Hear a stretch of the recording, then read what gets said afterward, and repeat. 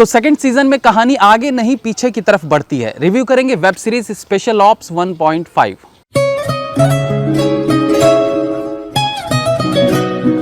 Web series के दूसरे season की शुरुआत ही एक इंक्वायरी से होती है, लेकिन इस बार इंक्वायरी हिम्मत सिंह से नहीं बल्कि हिम्मत सिंह के बारे में उसी के अंडर में काम कर चुके एक पुलिस ऑफिसर अब्बास शेख से होती है। और इसी इंक्वायरी में ऑडियंस को जानने को मिलता है कि हिम्मत सिंह कैसे बना।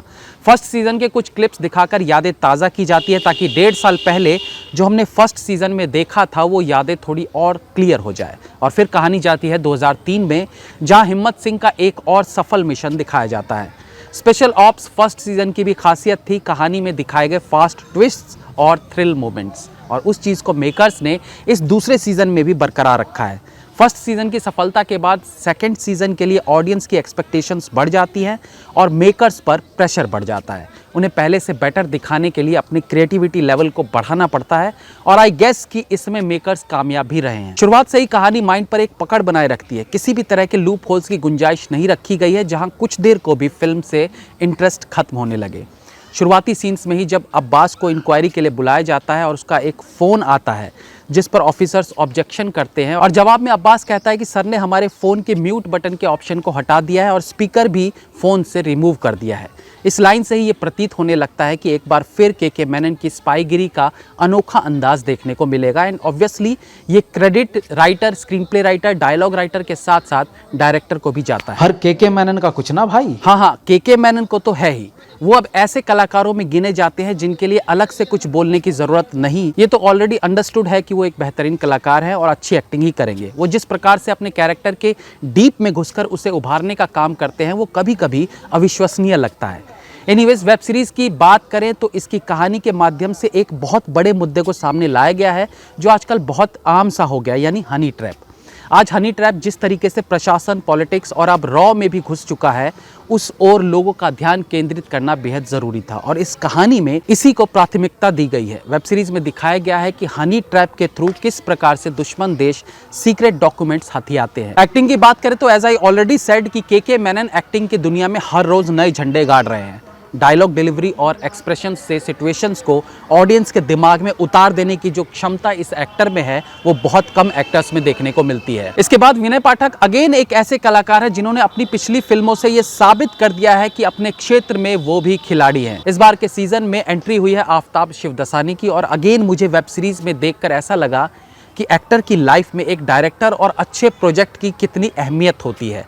एक्टर से उसका बेस्ट निकालने की काबिलियत एक डायरेक्टर में होती है, और अगर एक्टर को सही डायरेक्टर की छत्र छाया मिल जाए तो वो अच्छा प्रदर्शन कर सकता है। आफताब शिवदसानी अपने रोल को पूरी तरह से जस्टिफाई करते हैं। हालांकि मुझे ऐसा अनुमान लग गया था कि इनका रोल फिल्म में दोस्ती को दिखाने के साथ साथ इमोशनल पलों को क्रिएट करने के लिए फिट किया गया है, और होता भी ऐसा ही है। फॉर एग्जाम्पल, शोले फिल्म में अमिताभ बच्चन का किरदार।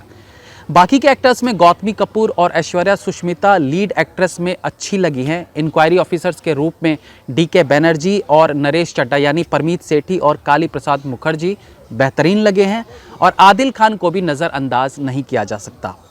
स्क्रीन प्ले एकदम सटीक है। अनवांटेड सीन्स से दूरी बनाते हुए कहानी में थ्रिल और सस्पेंस का डोज बनाए रखा गया है। क्लाइमेक्स के लिए एक अच्छा सस्पेंस भी रखा गया है जो हनी ट्रैप को और बेहतर तरीके से दिखाता है।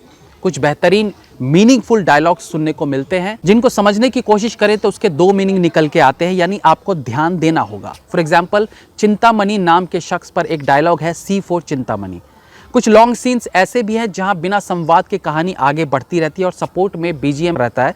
BGM अच्छा है, इंटेंस म्यूजिक के साथ साथ थ्रिल सीन्स में भी बैकग्राउंड म्यूजिक सीन को सपोर्ट करता है।